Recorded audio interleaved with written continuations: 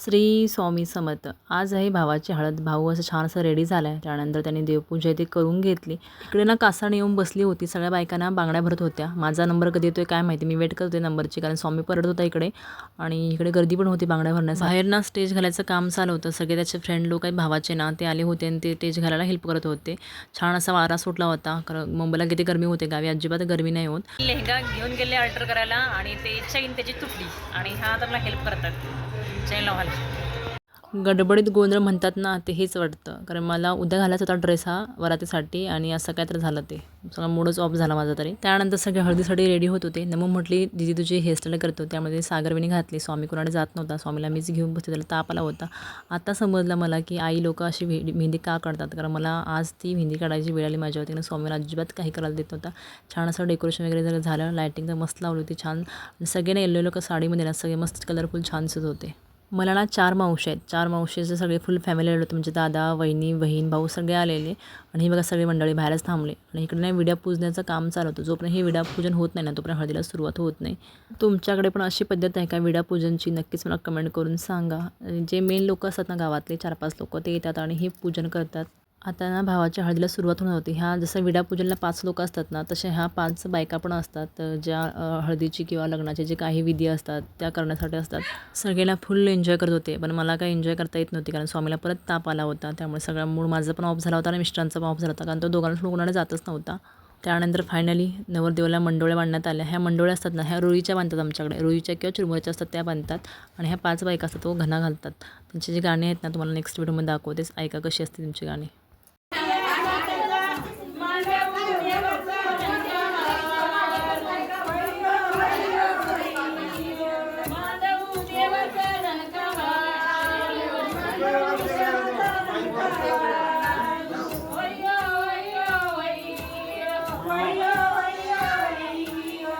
आणि ह्या आहेत महिला मंडळ. सगळे येल्लोमध्ये छान दिसत आहेत. मस्तच सगळे येल्लो कलरमध्ये दिसत आहेत. त्यानंतर आम्ही सगळे चाललो आहोत नवरदेवाची उष्टी हळदी घेऊन नवरीकडे. सासरवाडीला गाडी केलाय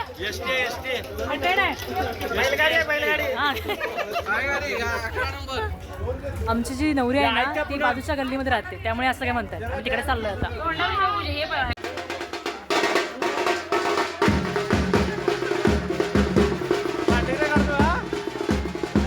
एकाच दिवशी ना दोघांची हळद, म्हणजे चुलत भावांची दोघांची हळद होती. आता जे मी आले ना, ह्या चुलत भाऊ आहे, ह्यांच्याकडे आलेली आहे. ह्याची पण आज हळद आहे. म्हटलं चला ह्याला पण हळद लावून जाऊया.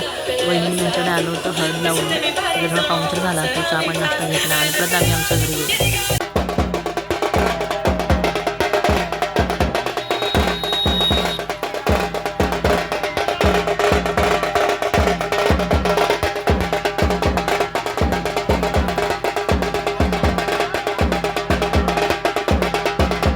आता सगळे नवरीच्या घरी हळद घेऊन आलेलो आहोत. एक फोटो तरी काढायचा म्हणून सगळ्यांनी छानशी सेल्फी काढून घेतली. त्यानंतर आम्ही नवरीच्या घरी आलो. हे आहे भाताचं पोतं, त्याच्यामध्ये थोडंसं भात असतं. ही आहे गुळाची ढेप. हे सगळे घेऊन आम्ही आलो आणि ह्याच्यामध्ये ना सगळे मुंबईलाच आहेत. गावात त्यांच्या व्यक्ती कोणीच नाही. सगळे जे पाहुणे मंडळी आहेत, मी दादा, वहिनी सगळे आम्ही ते चालू होतो.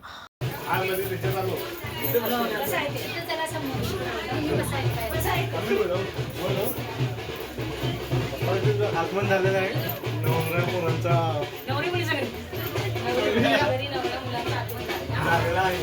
बरोबर आहे. आता आम्ही नवरीच्या घरी आहे. आता आमचा चाय नाश्ता होणार, मानपान होणार. इकडे आम्ही जेवण करणार, नवरीला हळद लावणार, त्यानंतर नवदेवाच्या घरी जाणार. आता फराळ दिलाय, चकली आणि काय सॉरी करंजी आणि चिवडा. नवरदेव नवरी तिकडे बघा, एक कलावती आई आहे. नाही कलावती आहे. आता नवरीकडे परत विडेचं पूजन होणार, म्हणजे जे आपण सामान घेऊन आलो, भात किंवा जे गुळाचे ठेपे राहिले त्याचे सगळं पूजन होणार. विडे पण आम्हीच घेऊन आले, त्याचे पूजन करणार आणि त्यानंतर हळदीचा कार्यक्रम सुरू होणार नवरीच्या इकडे. आम्ही आता नवरीला हळदीची साडी, त्याची जे काही ज्वेलरी आहे ती आणि मेकअपचं सामान सगळं घेऊन येतो. त्यानंतर हळदीला सुरुवात होते. नवरीला हळद लावली, तिकडे जेवण वगैरे केलं. त्यांनी पण आमचे छान पाहुणचार केला. त्यानंतर आम्ही नवरदेवाच्या घरी आलो. तिकडे मग काय आमच्या जोरात फुल हळद चालू होती. सगळ्यांचा राडा धुळला चालू होता. कोल्हापूरवाले आहेत ना, शेवटी राडा करणारच. विशेष कसा कोल्हापूरवाल्यांचा हार्ड असतो. आम्ही ना सगळ्यांनी खूप ठरवलं होतं की रील बनवायची, कोणकोणत्या रील बनवायच्या सगळ्या सेव्ह केल्या होत्या, काय काय मजा करायची सगळं सेव्ह केलं होतं. पण स्वामी आजारी असल्यामुळे मला काही एन्जॉयच करता आलं नाही आहे. मी फार अशी हळद पण लावली नाही आणि इथे ना हळद कमी आणि पाणी ओतून जास्त खेळत आहेत. डीजे लावला होता आणि डीजेचा आवाज एवढा मोठा होता की स्वामी आवाज ऐकून रडायला लागला. त्यामुळे बाहेर पण मला फारसा आत येता येत नव्हतं आणि इकडे फुल चालला होता रडा. जेवढी माझी मावशी वगैरे आहेत सगळ्या डान्स करत होत्या. त्यांच्या शेजारचे लोक आहेत, गल्लीतले जे बायका आहेत ना त्या पण सगळ्या डान्स करत होत्या. आणि जे भावाचे फ्रेंड आहेत ना ते तर काय खूप म्हणजे खूपच एन्जॉय करतात, खूप छान छान डान्स. आमच्याकडे ना हळद चालू व्हायला 10-10:30 वाजतात आणि संपायला 2-3 वाजतात. टाईमचा पत्ता नसतो आणि हा दादा माझा एवढा छान डान्स करतो ना, माहितीच नव्हतं. बघा कसा डान्स करतोय.